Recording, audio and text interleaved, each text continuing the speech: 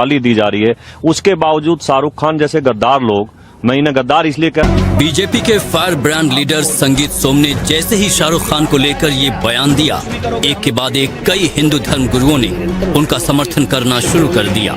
हिंदू धर्म गुरुओं ने केकेआर की तरफ से बांग्लादेशी क्रिकेटर रहमान को खरीदे जाने का जबरदस्त विरोध किया।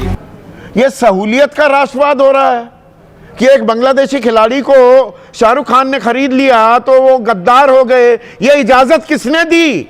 बांग्लादेशी खिलाड़ी की बोली कैसे लग रही थी?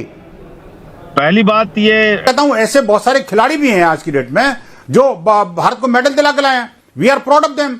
आप कैसे कह रहे हो? आपकी बात मैं समझता हूं। कोई उसको ऊपर नहीं, विनोद बंसल जी, मैं भी क्लैरिफाई कर दूं आपको। मैंने ये सवाल क्यों उठाया, मैं आपको बता देता हूं। अस्सलाम वालेकुम दोस्तों, शाहरुख खान ने एक बंगाली प्लेयर को खरीदा है अपनी टीम के लिए और पूरा भारत उसके पीछे पड़ गया है। लोग कहते हैं बांग्लादेशी प्लेयर को ना खरीदा जाए। दोस्तों, जैसे पाकिस्तान के खिलाफ भारत में नफरत उससे ज्यादा बांग्लादेश के खिलाफ हो गई है और अब शाहरुख खान को डेथ थ्रेट इस वजह से मिल रहे हैं कि उसने बंगाली प्लेयर को आखिर खरीदा क्यों है। दोस्तों, ये है डेमोक्रेसी की हालत भारत में। न्यूयॉर्क टाइम्स ने भी लिख दिया है कि भारत को एक डेमोक्रेट कंट्री कहना डेमोक्रेसी की बहुत बड़ी तौहीन है। वहां पर तो एक डिक्टेटरशिप का राज चलता है। जो डिक्टेटर है वो है मोदी और उसकी फौज जो है वो भारतीय आर्मी नहीं है, वो है आरएसएस और ये मिलकर यहाँ पर गुंडा राज करते हैं। भारत एक गुंडा मुल्क बन चुका है। केकेआर को वहाँ पर क्या मिल रही है? पूरा गोदी मीडिया और दोस्तों साथ में बीजेपी भी इन गुंडों के साथ खड़ी होगी। बांग्लादेश के खिलाफ जहर बके जा रहे हैं और साथ में केकेआर को मारने तक की धमकियां दी जा रही है।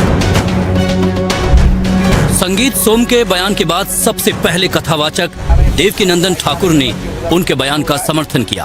फिर हिंदू संत रामभद्राचार्य और बागेश्वर धाम के पीठाधीश्वर धीरेन्द्र शास्त्री ने भी शाहरुख खान पर निशाना साधा। सुनाते हैं आपको रहमान को खरीदे जाने पर रामभद्राचार्य और धीरेन्द्र शास्त्री क्या कुछ कह रहे हैं। देश के जो हीरो हैं शाहरुख खान, फिल्म अभिनेता, वो बांग्लादेश के क्रिकेट प्लेयर को भारत में खिलाना चाहते हैं। दुर्भाग्यपूर्ण है। वो तो करेंगे ही, कोई हीरो नहीं। शाहरुख खान का जो चरित्र रहा है हमेशा पाकिस्तान और बांग्लादेश, वो तो निरंतर शाहरुख खान का चरित्र क्या है? चरित्र ही नहीं उसका।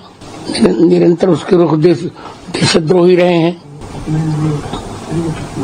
ये देखिए, इस देश की बीसीसीआई निर्णय लेगी, पर हमारा यही कहना है कि बांग्लादेशी क्रिकेटर्स को ये बात उठानी चाहिए कि हमारे जो हिंदू भाई वहाँ रहते हैं उनकी रक्षा सुरक्षा हो, प्रोटेक्ट हो वहाँ पे, और उन्हें किसी भी प्रकार से वहाँ पर परेशान न किया जाए। उनका भी ये दायित्व बनता है। खेल है, खेल में नियम नहीं होते, खेल के अपने नियम होते हैं और खेल पर कोई ऐसा लागू नहीं होता है। पर हम खेल के साथ ये कहेंगे कि राष्ट्र के लिए और समाज के लिए वो कुछ बोलें। तो आईपीएल में शाहरुख की टीम कोलकाता नाइट राइडर्स की तरफ से बांग्लादेशी क्रिकेटर रहमान को खरीदे जाने और बांग्लादेश में हिंदुओं के खिलाफ हो रहे अत्याचार को लेकर ये बवाल मचा हुआ है। 16 दिसंबर को केकेआर ने बांग्लादेशी क्रिकेटर रहमान को 9 करोड़ रुपए में खरीदा था। 18 दिसंबर को बांग्लादेश में दीपू चंद्र दास की हत्या कर दी गई थी। इस घटना के 13 दिनों के बाद संगीत सोम ने शाहरुख खान पर सवाल उठाए और उन्हें गद्दार कह दिया। संगीत सोम अड़े हैं कि किसी भी हाल में रहमान को एयरपोर्ट के बाहर नहीं निकलने देंगे। शाहरुख खान रहमान को अपनी टीम की तरफ से नहीं खिला पाएंगे। वहाँ भारत विरोधी नारे लगाए जा रहे हैं, भारत के प्रधानमंत्री को गाली दी जा रही है, उसके बावजूद शाहरुख खान जैसे गद्दार लोग, मैं इन्हें गद्दार इसलिए कह रहा हूं कि इनके पास जो भी है आज भारत का दिया हुआ है, भारत की जनता का दिया हुआ है, लेकिन ये पैसा लगाते हैं कहाँ? जो देश भारत के खिलाफ काम कर रहा है उसके खिलाड़ी पे पैसा लगाएंगे, रहमान जैसे खिलाड़ी पे लगाएंगे। मैं शाहरुख खान जैसे लोगों को कहना चाहता हूं कि वो कामयाब नहीं हो पाएंगे इसमें, किसी भी कीमत पे वो यहाँ रहमान को खिला नहीं पाएंगे, ये एयरपोर्ट पार नहीं करा पाएंगे, एयरपोर्ट से बाहर कदम नहीं रख पाएगा रहमान। बात यह है, इंपॉर्टेंट बात यह है कि तब उस समय क्या सिचुएशन थी, आज की डेट में क्या सिचुएशन है, इसको थोड़ा समझना पड़ेगा। अभी जो सेंटीमेंट्स हाई हैं, आज जिस तरह से लगातार अनवरत रूप से एक परसिस्टेंट परसिक्यूशन ऑफ हिंदूज हो रहा है, वहां पर आप एक के बाद एक अब जिहादी हमले हो रहे हैं। अब ऐसी स्थिति में जब पूरा देश उबला हुआ है, आप देखिए विश्व हिंदू परिषद की ओर से 500 से अधिक स्थानों पर प्रोटेस्ट हुए, तो उन सेंटीमेंट्स को आदर करना आज तक का भी काम है और उतना ही काम सेंटीमेंट का आदर करते हैं। मैं सेंटीमेंट को समझ सकता हूं, लेकिन मैं भावनाएं समझ सकता हूं, मैं भावनाएं समझ सकता हूं। मैं उन भावनाओं के लिए आप जिनको सूली चढ़ाने की कोशिश कर रहे हैं उस पर सवाल उठा रहा हूं। आप सही आदमी को सूली नहीं चढ़ा रहे, आप सही आदमी को नहीं पकड़ रहे, आप कॉलर किसी और आदमी का पकड़ रहे हैं नहीं जो उसके लिए जिम्मेदार भी नहीं है। साहिल जी देखिए, कृपया मुझे पूरी बात करने दें, मैं बात करूं पूरी। चलिए जल्दी से करिए, उसके बाद अमित जमाई जवाब देंगे। चलिए बोलिए। मैं बिल्कुल जल्दी से करूंगा, लेकिन मुझे कृपया पूरा करने दें। मैं कहता हूं देखिए, इसमें कोई सूली पे चढ़ाने वाला कोई बात नहीं है। ये सिर्फ लोगों ने निवेदन किया, और मैं भी कह रहा हूं एक नागरिक होने के नाते, एक हिंदू होने के नाते, एक विक्टिम होने के नाते, जो आप शाहरुख खान जी निश्चित रूप से इस बात पर विचार करेंगे। और वो ऐसा देखिए, पद्मश्री विजेता है, मेरे भारत की शान भी है, मैं कहूंगा इसको। लेकिन इसका मतलब ये नहीं है कि वो उनके अंदर वो सेंटिमेंट मर जाएंगे कि जो बीसीएचसीआई कहेगा वही करेंगे, जो सरकार करेगी वही कहेंगे। अरे भाई, सरकार की अपनी डिप्लोमेसी है, सरकार के अपने कॉन्सेंट्स हैं। आप क्या आप नागरिक के नाते आपको कोई कर्तव्य नहीं है क्या? मेरा कोई कर्तव्य नहीं है क्या? सरकार सब कुछ कर रही है, लेकिन इसके बावजूद सारा कर्तव्य शाहरुख खान का है, प्रदर्शन किया, सारा कर्तव्य नागरिकों का है, विदेशों में प्रदर्शन किया, और सरकार का कोई कर्तव्य नहीं है। कुल मिलाकर विनोद बंसल ये कहने की कोशिश कर रहे हैं। और कांग्रेस का भी होना चाहिए, मेरा भी होना चाहिए, आपका भी होना चाहिए। आपका कर्तव्य भी बता दीजिएगा, अभी फिलहाल जवाब दे दीजिएगा अमित जमाई। हमें देखिए आदरणीय संजय सिंह भाई ने जो बातें बोल दी हैं, वो बातें मैं रिपीट नहीं करना चाहता हूं, लेकिन विनोद बंसल जी जैसा कह रहे हैं, ऐसा लग रहा है कि इस देश में प्रधानमंत्री के होने की जरूरत ही नहीं है। शाहरुख खान जी को जल्द ही जो है इस देश का प्रधानमंत्री बना देना चाहिए, ताकि जो है हमारे हिंदू भाइयों का जिस तरह से प्रोसिक्यूशन बांग्लादेश में हो रहा है, तो उम्मीद करते हैं कि शाहरुख खान जी प्रधानमंत्री बन जाएंगे तो वहां पर रुक जाएगा। देखिए, कोई भी देश, बांग्लादेश आज एक धार्मिक कट्टरता के रास्ते पर पाकिस्तान के समर्थन से वो देश बन रहा है। नरेंद्र मोदी जी के हाथों के सामने वो देश हमारे हाथों से, और सबसे पहले मोहम्मद यूनुस जैसा आतंकवादी जो केयर टेकर बना हुआ है वहां का, उसको समर्थन करने वाले तो देश के प्रधानमंत्री नरेंद्र मोदी जी हैं। राष्ट्रवाद से इसको जोड़ना ही अपने आप में गलत है, क्योंकि बीसीसीआई परमिशन देता है आईपीएल के लिए, और अगर आईपीएल मैच में पाकिस्तान के खिलाड़ी प्रतिबंधित हैं तो बांग्लादेश के खिलाड़ियों पे भी आप प्रतिबंध लगा देते कि भाई बांग्लादेश के खिलाड़ी इसमें नहीं आएंगे। और जिस रहमान की बात हो रही है, वो किससे नहीं खेला है? राजस्थान रॉयल्स से लेके किस टीम से? हैदराबाद की टीम से, मुंबई की टीम से, सारी टीम से वो खेल चुका है पहले। अब सवाल ये आता है कि भाई आप शाहरुख खान को टारगेट कर रहे हैं, लेकिन झारखंड की बिजली प्रधानमंत्री जी का सबसे करीबी दोस्त अडानी बांग्लादेश को सप्लाई कर रहा है, हजारों करोड़ का धंधा वहां पर कर रहा है। एक भी आदमी नहीं बोलता, किसी के भी मुंह में इतनी हिम्मत नहीं है, किसी के दिल में इतनी दमी नहीं है, जरूरत नहीं हो रही है, डरपोक है ये लोग।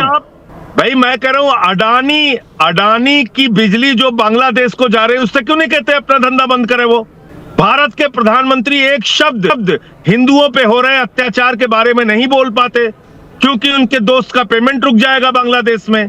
दूसरा उदाहरण लीजिए, आप कह रहे हो शाहरुख खान बांग्लादेश के खिलाड़ी को रखने पर गद्दार है, और देश के प्रधानमंत्री शेख हसीना को रखने पर देशभक्त है। उनके लिए कौन सी संज्ञा का इस्तेमाल करेंगे आप? इनके भतीजे जब पहलगाम में हमारी बहनों के माथे के सिंदूर उजाड़ दिए गए, पूरा देश पाकिस्तान के साथ क्रिकेट मैच खेलने के खिलाफ था, उस वक्त उन्होंने पाकिस्तान के साथ क्रिकेट मैच खेला, तो वो देशभक्त हैं। तो क्या ये देशभक्ति का सर्टिफिकेट ये लोग लेके बांटेंगे?